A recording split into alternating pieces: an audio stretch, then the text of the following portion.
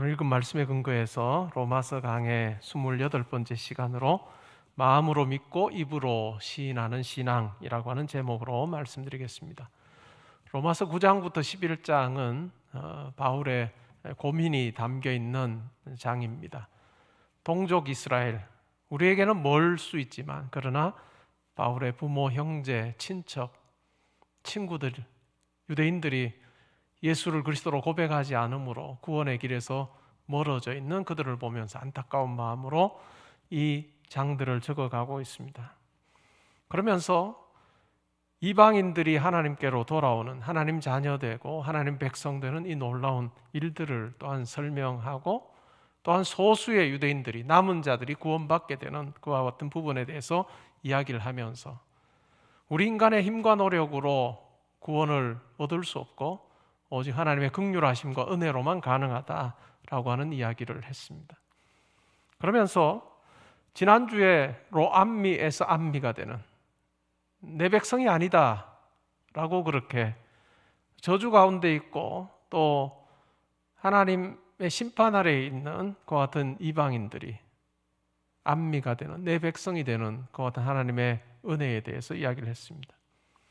로루하마, 내가 사랑하지 않은 자다라고 하는 그와 같은 형편과 처지의 삶에서 루하마, 내가 사랑하는 자로 우리의 신분을 바꾸어 주신 그 하나님의 사랑에 대해서도 생각을 해보았습니다. 우리가 말씀을 통해서 내가 어떠한 자인가 라고 하는 것을 확인하는 것은 참 중요한 것 같습니다. 여러분 살면서 내가 하나님의 백성이고 내가 하나님의 사랑받은 자다라고 하는 분명한 확신 가운데 여러분 살고 계십니까? 이번 주에는 구원에 이르는 믿음에 대해서 살펴보기 원합니다. 오늘 읽었던 본문은 크게 두 부분으로 나눌 수 있습니다. 1절부터 4절에서는 율법의 완성이신 그리스도에 대해서 이야기를 합니다.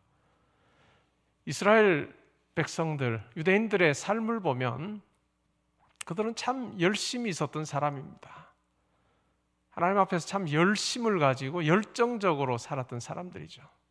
근데 그들은 올바른 지식을 가지고 있지 못했습니다. 하나님께서 정말 기뻐하시는 일이 뭔지, 구원 백성으로서의 삶이 무엇인지 그들은 깨닫지 못했습니다. 그래서 열심은 있었으나 하나님께서 원하시는 방향으로의 섬김이 그들 가운데 없었습니다. 그래서 결국 그들은 하나님께서 주기로 약속하신 그 구원으로부터, 의로부터 멀어져서 살 수밖에 없었습니다. 달리기에 비유해 보면 어떨까요? 여러분 100m 달리기를 한다고 생각해 볼까요? 100m 달리기 할 때 매우 중요한 게 뭘까요? 출발선에서 열심히 내어 달리는 것도 중요하지만 어디를 향해 달리는 것이 중요할까요? 결승선을 향해서 달려야 됩니다. 결승선을 향해 달리지 않고 반대로 뒤로 돌아서서 아무리 열심히 달린다 하더라도, 아무리 어느 누구보다 빨리 달린다 하더라도 그 다른 박질은 아무런 소용이 없다는 것을 우리는 잘 알고 있습니다. 유대인들의 모습이 그러했다라고 이야기를 하고 있습니다. 그래서 유대인이나 이방인이나 다 하나님의 의를 자력으로는 얻을 수 없는 그 같은 형편에 있을 때 하나님께서 자기 아들을 이 땅에 보내셔서 하나님의 뜻이 담겨있는 그 율법을 마침내 이루어 주십니다. 성취하시고 완성하십니다. 그래서 결국 그리스도가 바로 율법의 완성이다라고 그렇게 바울은 이야기하고 있습니다. 5절부터 13절에서는 율법의 의냐, 믿음의 의냐라고 하는 부분에 대해서 다룹니다. 이 부분은 로마서에서도 여러 차례 이야기했던 부분이죠. 행함으로 구원받느냐, 믿음으로 구원받느냐라고 하는 이야기입니다. 결코 행함을 통해서 율법을 지킴으로 구원을 얻을 수 있는 사람은 아무도 없다라고 하는 이야기를 하며 그리스도를 믿을 때에 의를 얻을 수 있다라고 하는 이야기를 합니다.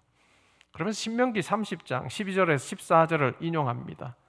하나님께서 그리스도를 하늘에 계신 그리스도를 이 땅에 보내셨기 때문에 그분을 모시러 하늘에 올라갈 이유가 전혀 없고, 또 그리스도를 죽은 자 가운데서 하나님께서 일으키셨기 때문에 무적행으로 내려가서 그분을 모시러 갈 필요가 없다라고 하는 이야기를 합니다. 그러면서 믿음의 말씀은 멀리 있는 것이 아니라 가까이 있다. 사도들을 통해서 선포되는 그 말씀에 어떻게 반응하냐라고 하는 것이 매우 중요하다라고 하는 이야기를 합니다. 그러면서 우리가 잘 알고 있는 그 어떤 성경 구절을 가지고 우리에게 설명합니다. 우리가 어떻게 구원을 얻느냐? 마음으로 믿어서 입으로 시인하게 될 때, 마음으로 믿음으로 의에 이르고 또한 입으로 시인하여서 구원을 얻게 되는 이 놀라운 하나님의 일하심의 방식에 대해서 이야기를 합니다. 저는 오늘 이 말씀을 통해서 구원에 이르는 믿음이 뭔가라고 하는 부분에 대해서 생각해 보기를 원합니다. 구원에 이르는 믿음이 뭔가, 그리고 나는 과연 이 과정을 거쳤는가, 그리고 신앙인으로 살고 있는 내 삶의 자리에 등장하는 헌신이나 또한 감사나 이러한 것들이, 회개나 이와 같은 것들이 과연 어떤, 이 과정 속에서 어떤 의미를 가지고 있는가라고 하는 부분에 대해서 생각해 보려고 합니다. 저는 말씀을 준비할 때 많은 책들을 참고를 합니다. 제가 가지고 있는 지식도 활용을 하고 또 주석서도 참고하고 또 제가 공부했던 그 내용들도 설교를 준비할 때 참 많이 활용을 합니다. 근데 오늘 설교는 구원에 이르는 믿음이라고 하는 이 내용은 마틴 로이드 존즈라고 하는 목사님이 계셨습니다. 그분은 1899년에 태어나서 1981년에 세상을 떠나신 분인데 영국 분입니다. 런던 의과대학을 졸업하고 의사로서 지냈고요. 그러다 신학을 공부해서 마침내 아주 유명한 복음주의 설교자로 이름을 떨쳤던 분입니다. 그는 런던의 웨스트민스터 채플의 설교자로 하나님의 말씀을 대언함으로 그 당시 많은 사람들이 말씀의 그 능력을 체험하도록 했던 아주 유명한 설교자입니다. 그는 웨일즈의 카디프에서 태어난 분인데요. 제가 종종 이분의 설교를 음성 파일을 통해서 설교를 듣곤 합니다. 이분이 로마서를 강해를 쭉 했는데 한 수백 편이 돼요. 저는 로마서 강해가 끝나는 것이 아마 한 42회 정도 되면 1장부터 16장까지 설교가, 강해 설교가 끝이 날 텐데 이분의 경우에는 수백 편이 됩니다.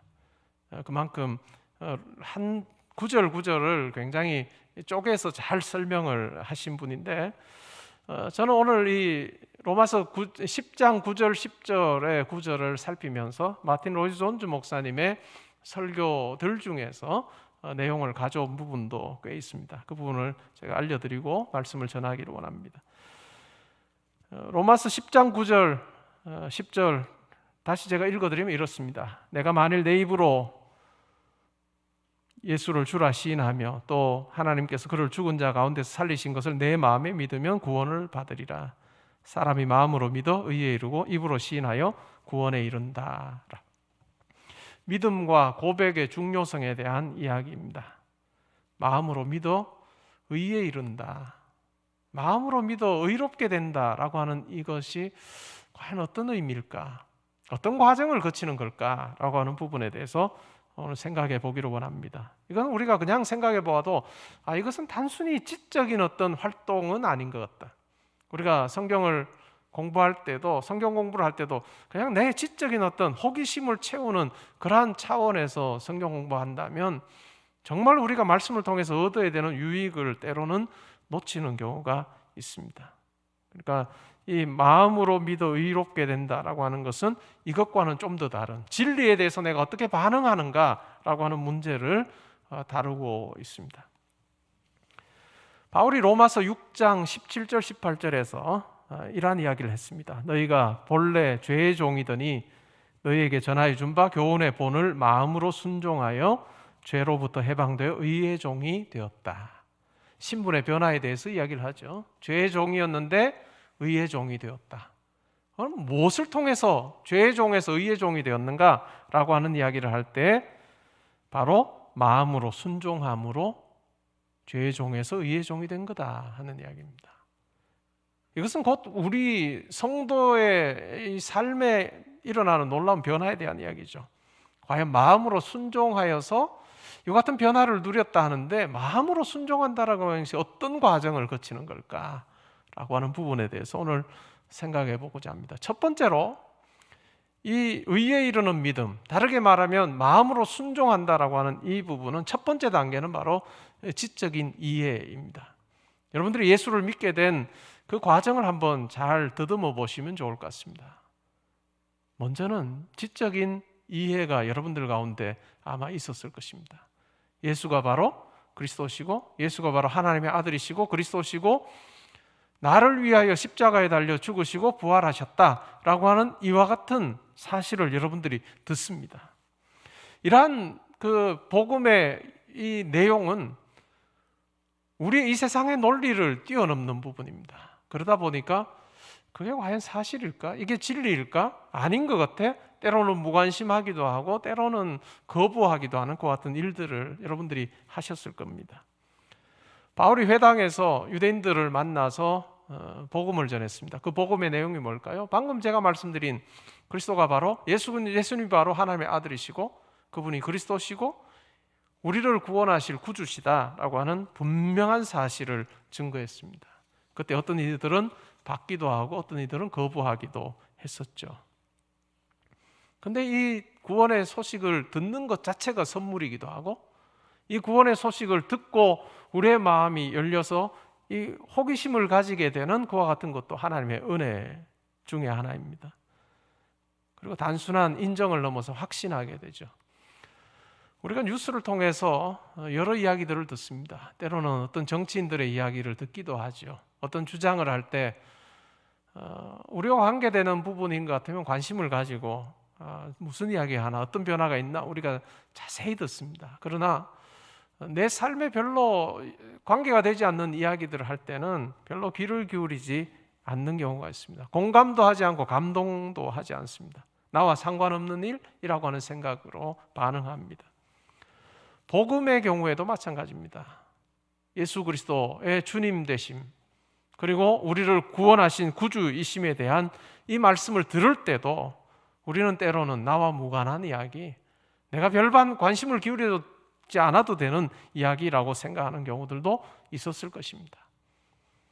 어떤 분들은 어릴 적부터 신앙생활을 하셨을 텐데 예수님에 대한 이야기를 참 많이 들었을 것입니다. 그러나 단순히 그냥 듣는 자의 입장에서, 그냥 팔짱 끼고 들어도 되는 관찰자의 입장에서 듣기도 했을 것입니다. 근데 어느 날 이제까지도 수없이 많이 들었던 그 예수님의 이야기가 새롭게 들리는 것 같은 날이 있었을 것입니다. 그냥 나는 한 발짝 떨어져서 나와는 무관한 이야기, 그냥 내가 시간이 있고 친구들 만나기 위해서 교회 나오는 거지 라고 하는 생각으로 교회 생활을 했는데 어느 날 내 귀에 예수님의 죽으심과 부활 이야기가 아니 나를 위한 이야기구나 라고 하는 것을 알게 되는 그 깨달음이 주어질 때가 있습니다.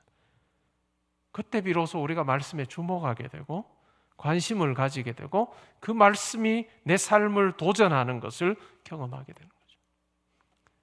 우리가 의에 이르는 이 믿음의 과정을 보면 아주 초기 단계에는 이와 같은 지적인 이 이해 자체가 우리 가운데 있었다는 걸 알게 됩니다. 두 번째 단계가 뭘까요? 두 번째 단계는 회심의 단계입니다. 회개의 단계죠.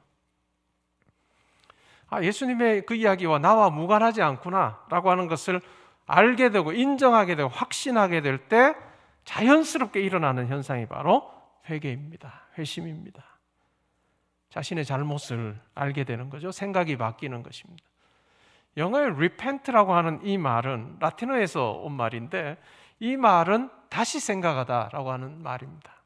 회개라고 하는 것은 다시 생각함을 통해서 이제 가능하게 되는 거예요. 이전에는 하나님에 대해서, 하나님의 일에 대해서 피상적으로만 이해했는데 다시 생각하면서 더 깊게 이해를 하게 되는 그 같은 시간, 그것이 바로 회개의 시간입니다. 마태복음 21장에 보면 예수님께서 하신 비유 중에 두 아들의 비유가 나옵니다. 두 아들의 비유예요. 아버지가 맏아들에게 너 오늘 포도원에 가서 일 좀 해라 라고 그렇게 이야기합니다. 그러자 그 이야기를 들었던 맏아들이 예 라고 이야기합니다. 그렇게 하겠습니다. 그러나 그 맏아들은 포도원에 가서 일하지 않습니다. 둘째 아들에게 똑같은 이야기를 합니다. 너 오늘 포도원에 가서 일 좀 해야 되겠다. 둘째 아들이 아주 단호하게 이야기합니다. 싫습니다. 저 하지 않겠습니다. 그러나 결국은 포도원에 가서 일을 합니다. 근데 둘째 아들이 아니요라고 이야기했다가 포도원에 가서 일하게 된 그 과정을 설명하면서 예수님께서 이렇게 말합니다. 그 후에 뉘우치고 갔다.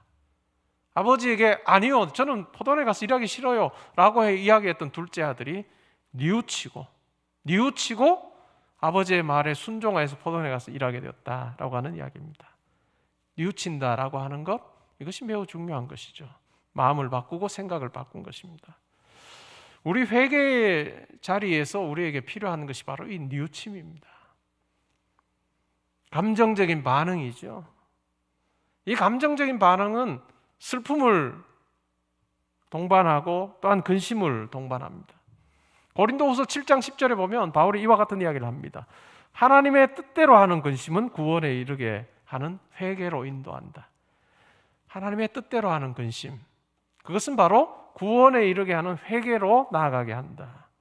하나님과의 관계에서 자기의 잘못을 보는 것이죠.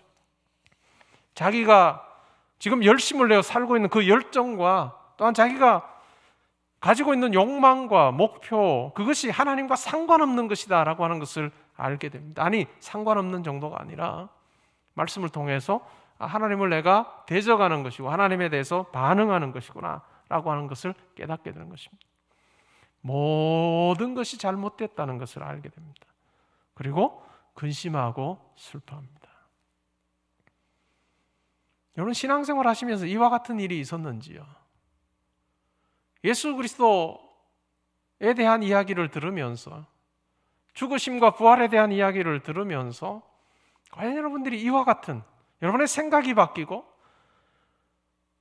내가 세상 살면서 가지고 있는 이 모든 것들이, 이전에 내가 가졌던 모든 것들이 하나님과 상관없는 것이었구나 라고 하는 그와 같은 깨달음과 더불어서 여러분 속에 뉘우침이 있었는지요? 뉘우침이 있을 때 반드시 일어나는 현상이 바로 두려움입니다. 두려움이고 경외함입니다. 사도행전 2장에 보면 베드로가 설교를 해요. 오순절날 예루살렘에 와서 절기를 지키기 위해서 모여온 유대인들에게 예수 그리스도의 죽으심과 부활에 대한 이야기를 합니다. 그러면서 예수 그리스도를 믿어야 구원받는다라고 하는 이야기를 하죠. 그때 그 유대인들의 마음에 찔림이 있습니다. 당신들이 그리스도 이 메시아이신 예수를 십자가에 달려 죽게 만들었다라고 하는 이 베드로의 이야기를 듣고 우리가 어찌할꼬라고 하는 마음의 고통과 근심이 있었습니다. 사도행전 16장에 보면 바울과 실라가 감옥에 갇힙니다. 빌립보 감옥에 갇히죠. 한밤중에 찬송을 합니다. 이 죄수가 할 행동은 아니잖아요. 근데 감옥에서도 그들은 하나님께 찬송을 드립니다. 그때 놀라운 일이 벌어지죠. 이 터가 움직이고 옥문이 다 열려버립니다. 그러면 당연히 죄수들이 도망갔을 것 같은데 바울과 실라는 도망가지 않습니다. 그 자리에 가만히 있습니다. 옥문이 열린 것을 보고 간수가 자결하려고 할 때 바울이 그 간수를 향해서 우리가 여기 있으니 당신 목숨 끊지 말라라고 하는 이야기를 합니다. 그러면서 간수가 두려워합니다. 이 놀라운 일 앞에 두려워합니다. 무서워하죠. 그러면서 이렇게 말합니다. 내가 어떻게 하여야 구원을 받겠습니까? 라고 하는 이야기를 합니다. 선하신 하나님, 공의의 하나님 앞에 서 있는 인간이 느끼는 감정, 그것이 바로 두려움입니다. 히브리서 10장 31절에서는 살아계신 하나님의 손에 빠져들어가는 것이 정말로 무서운 일이다라고 하는 이야기를 합니다. 이사야서 6장에 보면 이사야 선지자가 이렇게 고백합니다. 내가 망하게 되었도다. 부정한 사람이 만군의 왕을 배웠기 때문이다. 우리가 믿음을 가지는 과정에서 자연스럽게 일어나는 태도가 바로 전능하신 하나님, 그리고 선하신 하나님, 그리고 공의로 심판하시는 하나님 앞에서의 자기의 모습을 보는 것입니다. 내가 가진 생각과 욕망과 나의 목표와 내가 추구하는 모든 것이 하나님께서 원하시는 것이 아니구나라고 하는 것을 깨닫게 될 때, 심판하신 하나님 앞에서의 자기의 모습을 알게 될 때 결국은 두려운 마음이 생기고 경외심을 가지게 되고 어떻게 해야 할까라고 하는 그와 같은 고민이 우리 속에 일어나게 되는 것입니다.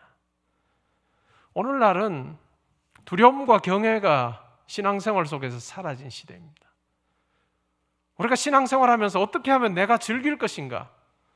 찬양의 자리에서도 처절하게 자기를 살피고 하나님 앞에서 자기의 무능함을 깨닫고 하나님 앞에 철저하게 자기의 죄를 고백하고 하는 이와 같은 찬양은 사라지고, 때로는 그 찬양이 이런 철저한 자기의 어떤 회개를 통해서 하나님께로 나아가는 그와 같은 우리의 영혼에서 터져나오는 찬양이 아니라 그냥 곡조에 내 마음을 싣고 곡조에 내 목소리를 실어서 그냥 찬양하는, 하나님 앞에 경외함이 없고 두려움이 없는 그와 같은 찬양이 우리 가운데 많이 올려드려지는 경우를 보게 됩니다. 크신 하나님을 만난 경험, 이 경외심이 우리 가운데 사라질 때 우리는 자기중심적인 신앙생활을 할 수밖에 없습니다.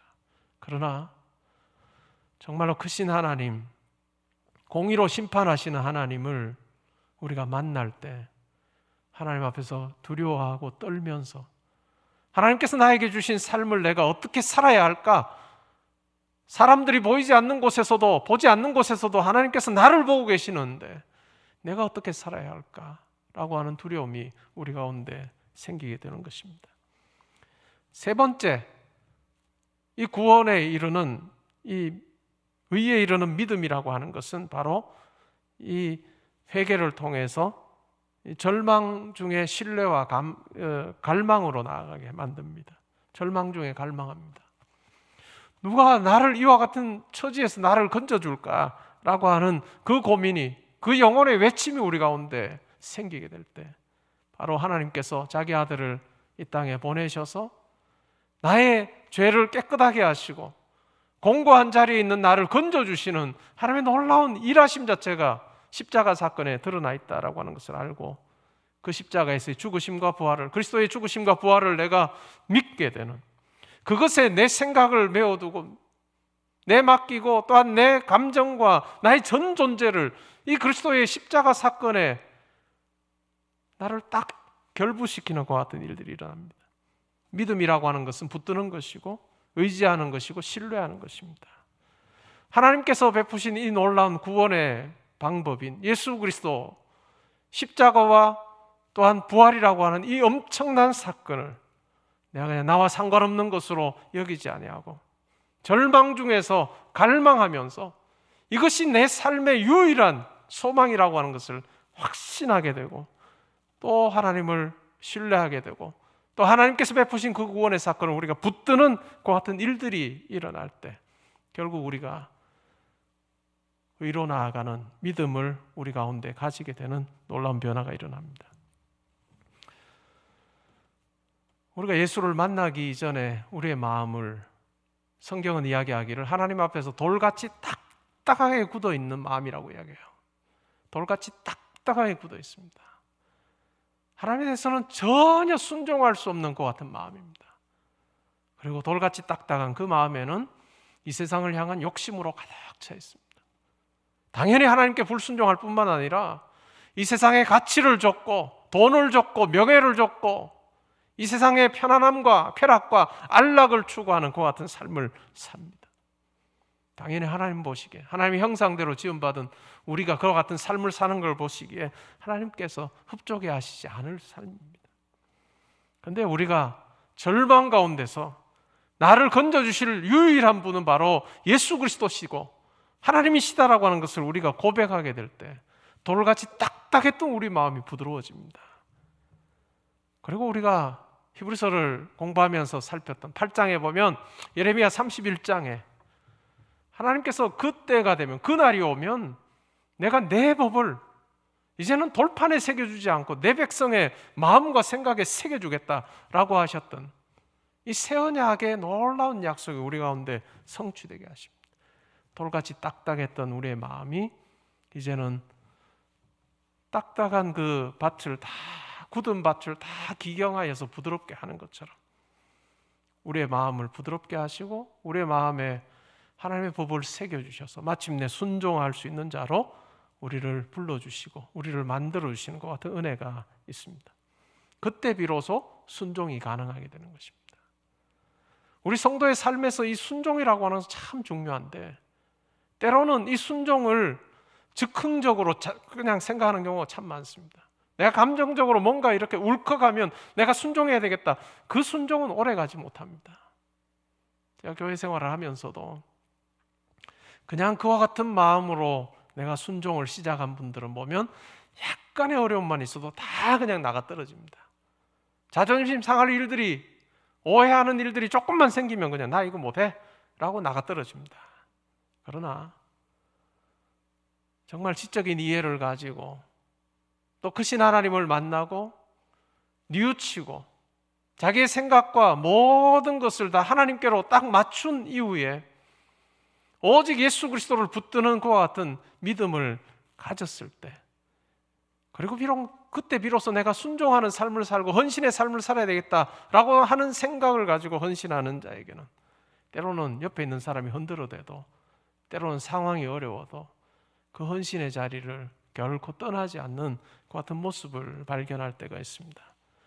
여러분의 삶은 어떠하신지요?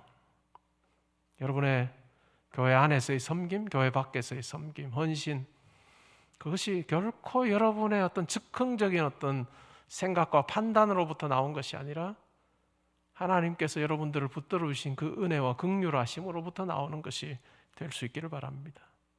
그리고 네 번째 단계가 바로 평강과 쉼입니다. 평강과 쉼.